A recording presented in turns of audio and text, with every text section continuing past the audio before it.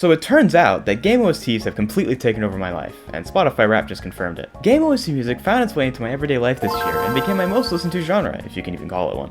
This is a massive switch up from the past 3 years, where I listened to a certain Joji song 25,000 times.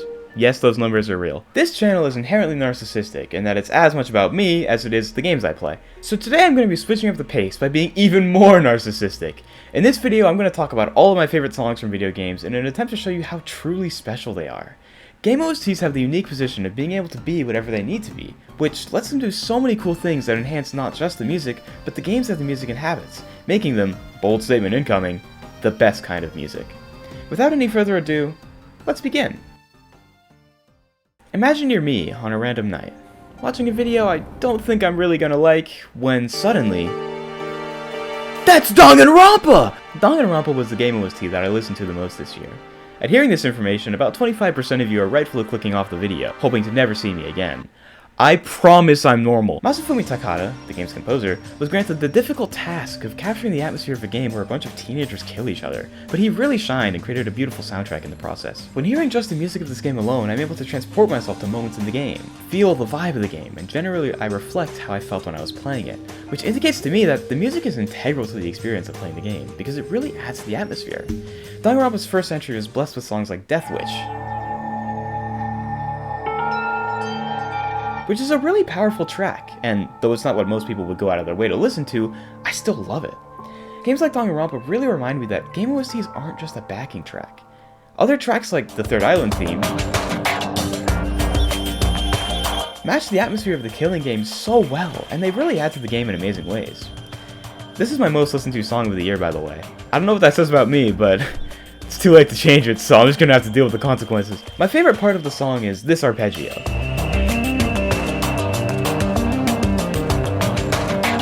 It's super addictive, which is what allows me to listen to an otherwise really dark track in my regular day-to-day life. All of the songs we've heard so far are great, but for me, the game shines brightest in its investigation themes. A majority of the music is sprinkled throughout the game at random, relevant times, but when it's time to investigate a murder, you hear the investigation themes.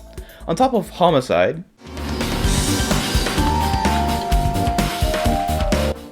and Box 15, being great tracks on their own, they both have epic guitar versions of themselves for the finale. And they go hard. Oh, that's all you get. You're gonna have to actually play the game if you want to hear that song.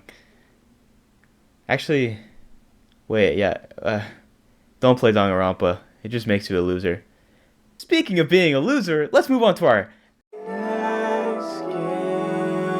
which is Persona. I'm really not doing myself any favors with the games I'm choosing, but the music is just so damn good. Saying you like Persona music is kind of like the most milquetoast take you can have, because they really did just make a banger album and said, screw it, we'll throw it on that game. The only actually intriguing thing about the music is that they decided to get a Japanese woman to sing in English for some reason. Hold on, think again, don't you know what just happened? It works really well though, especially in songs like Your Affection, which has become one of my favorite background tracks for doing work. This game doesn't match Danganronpa's level of atmospheric excellency, at least in my opinion, but it does a good enough job to improve the experience of playing the games that I can forgive it. I've only actually played Persona 5, though I haven't finished it, so please no spoilers, and I've watched an entire playthrough of Persona 4, which is where my current favorite Persona song comes from, Heaven.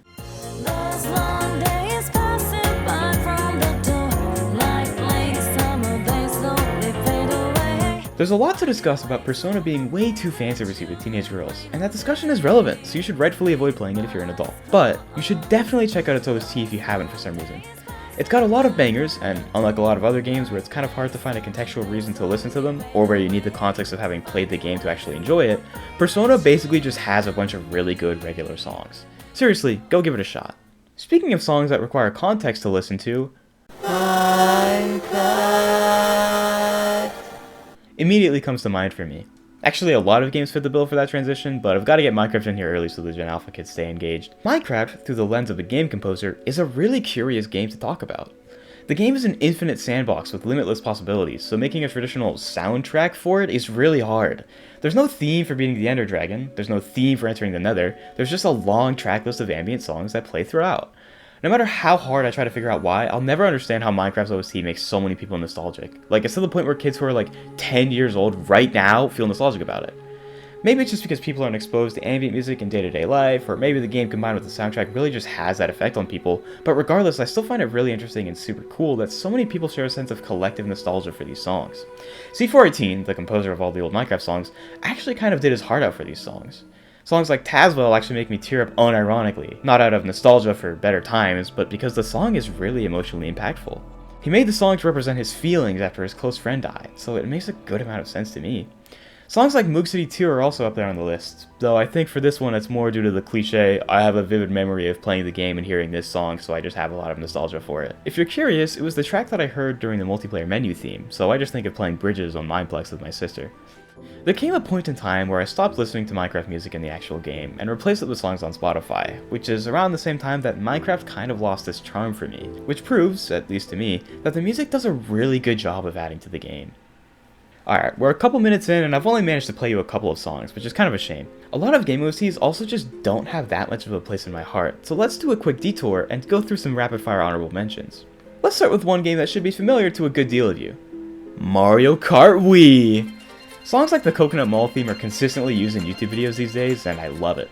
The Mario Kart games all have a great track list, and the songs from the older games give me a good amount of nostalgia, but there's nothing too special about these soundtracks for me other than the fact that they have some pretty good songs.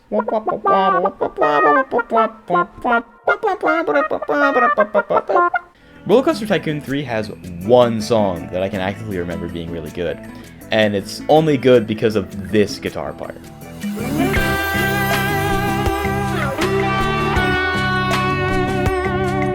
The game is really good enough to where I have to consider making a video on it, and the song really captures the fun of my childhood, but again, it's just not significant enough to give it a full segment in this video, so let's just move on. Papers, Please is a funny game to mention here, because I would actually argue that the silence in the game, or the lack of music, adds more impact, but its songs are really good at matching the vibe of the game whenever they actually do show up, so I thought I'd include it. We'll come back to our speed round of honorable mentions at the end of the video. For now, let's talk about Pokemon. There's actually a lot of really good aspects of Pokemon OSTs to discuss, but I'll start with the ones that refer to my favorite songs because this is MY video! I've always felt pretty firm that Pokemon games just don't have compelling and cohesive stories, which isn't the biggest issue in the world. I still found a way to play 700 hours of Pokemon X when I was a kid, and God knows that game's story arc is mid. But what the effect of that is that the game loses a component that would otherwise enhance the feel of the setting, especially in relation to the towns. The visuals of old Pokemon games were never really bad, but due to the graphical limitations of the old consoles, they can never really make each place shine and feel distinctive. That's where the music came in. Tracks like the Anastar City theme from Pokemon X characterize the town more than anything the writers managed to fit in the story. God, I wish the song was on Spotify, I could listen to it for days. Other tracks, like the lake theme from Pokemon Diamond and Pearl, take an otherwise largely forgettable location to one of the most memorable ones.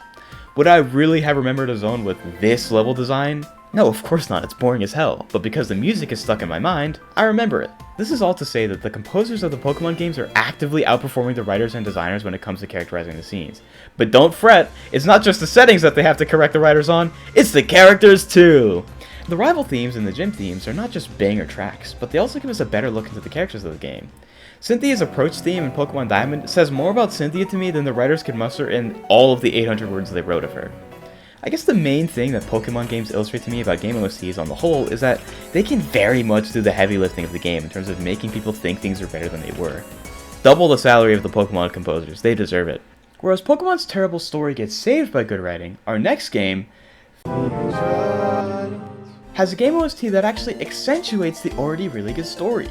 I've largely avoided like massive spoilers up until now, but that is ending right here and right now. If you have not played the entirety of the Phoenix Wright trilogy, check the chapters on the time bar and skip to the next one. Alright, hopefully they're gone. I'm just going to go straight for the jugular and dive right into Dahlia Hawthorne's theme. Take a moment to listen to how simple and beautiful this theme is. It really brings me joy.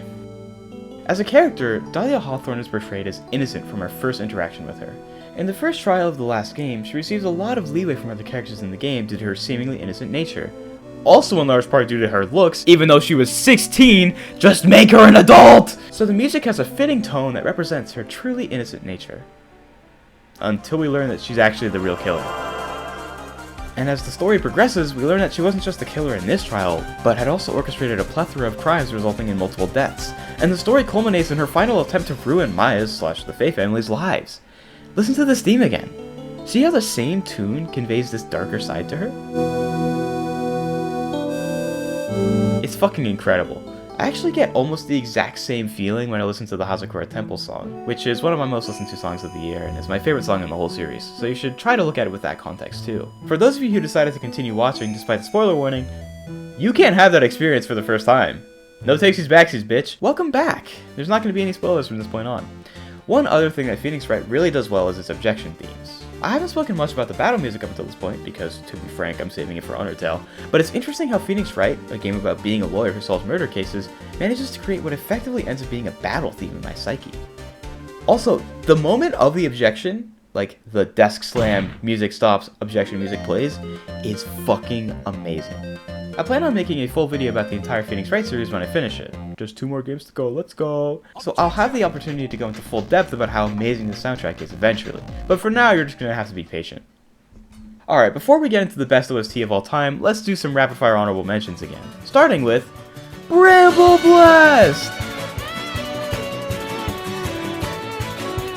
I firmly believe that Super Smash Bros. Brawl is the best Smash game, and its story mode is the main reason, which is where this beauty is found. The other songs in this game don't excite me nearly as much, but this one will always stay in my heart. It's just so good. Next is the entire Monster Racers OST. I actually already have a full video on the game, so if you haven't watched it, go watch it, dumbass! Jokes aside, it's a really good OST. Also, Reinhardt is still really hot. One game that's on the cusp of having enough to talk about on a wider scale for me is Terraria, because it does what Minecraft deliberately chose not to do very, very well. It made a soundtrack for what amounts to be an infinite sandbox game. I think that both games were valid in the approaches that they took. I just have less to talk about with Terraria because I'm just less invested in it. But it's still got some amazing tracks. I'll throw in the Tower Unite song from the Heaven's Gate Ball Race map because it's just so chill, and I mean, what else do you really need in a song, am I right?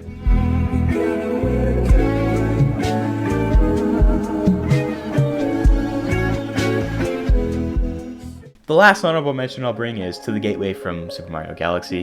One of these days I'll actually make a video on it because I haven't actually finished the game yet, but for now, just bask in the beauty of this song.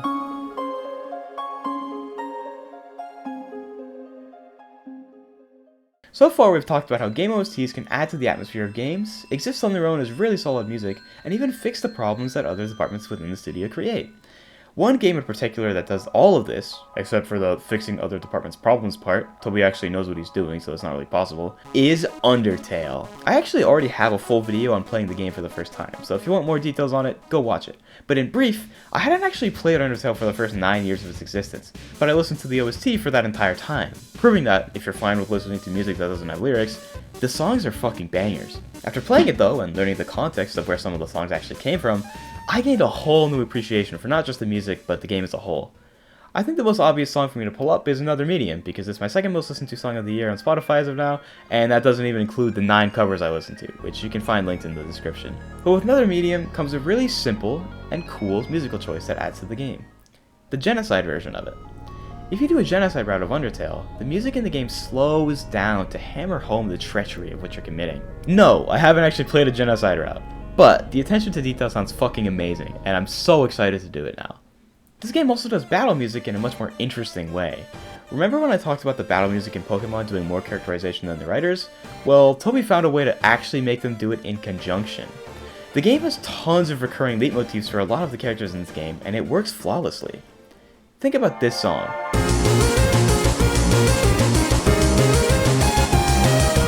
You might think this song is just a really epic battle track, but it actually ties really well to the original song we heard when we first saw this character.